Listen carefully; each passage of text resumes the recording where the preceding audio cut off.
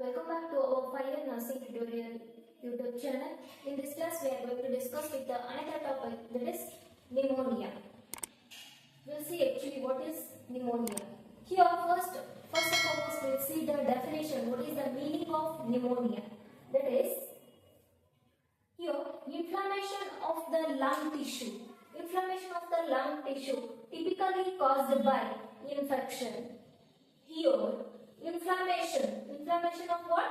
Inflammation of lung tissue.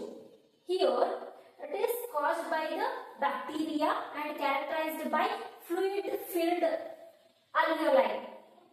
And inflammation, it is referred as pneumonia. Pneumonia is nothing but the inflammation of the lung tissue. Lung tissue that is typically by the microorganism. That is caused by infection.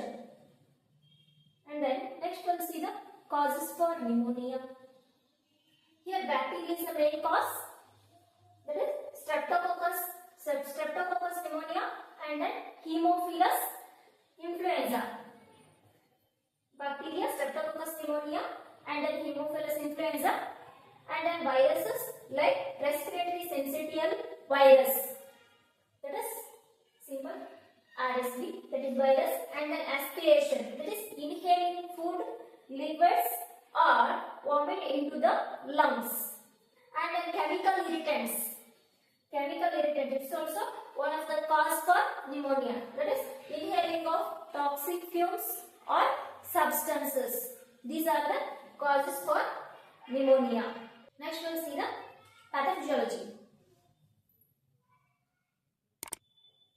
Pathophysiology of pneumonia. Here first there will be the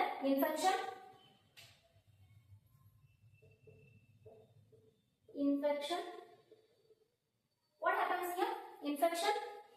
Microorganisms invade the alveoli. Invade is nothing but a spreading. Microorganisms spread throughout the alveoli. Due to the spreading of bacteria's microorganisms, there is the inflammation.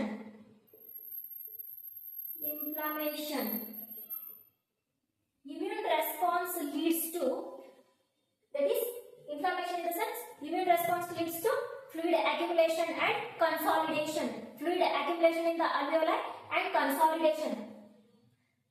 Consolidation is nothing but a process of uniting, making more solid. That is inflammation. And then lastly, it leads to the alveolar damage. Alveolar damage takes place. Alveolar damage. What happens here? There is decreased oxygen saturation. That is alveolar damage. Here what happens in the pathophysiology of pneumonia? First there will be the infection, that is invade the microorganisms. Microorganisms spread throughout the alveoli, and then due to that spreading of microorganisms throughout the alveoli, that leads to inflammation. Here what happens? Inflammation in the sense there will be the accumulation of fluid in the alveoli and making the alveoli more solid. Process of uniting. Process of making united. That is inflammation, and that inflammation leads to alveolar damage. Alveolar damage is nothing but there will be the decreased oxygen saturation. This is all about the pathophysiology of pneumonia. Next we will see the clinical manifestations for pneumonia.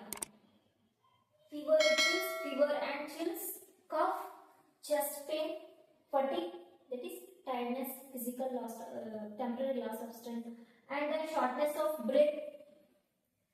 And then diagnostic evaluations for pneumonia, that is first and foremost there will be the history collection and the physical examination. After that chest x-ray, CBC, and then sputum culture, blood culture, pulse oximetry for the oxygen saturation, to measure the oxygen saturation, and then bronchoscopy. Direct, it is needed if needed, that is direct visualization of a airway if needed. And next, management for pneumonia. Here It's a bacterial infection, and then antibiotics can be given, antivirals can be given, antibiotics, antiviral drugs can be given, and then oxygen therapy if needed, and then vaccination here for the prevention of influenza and pneumonia. That is vaccination. This is all about the pneumonia.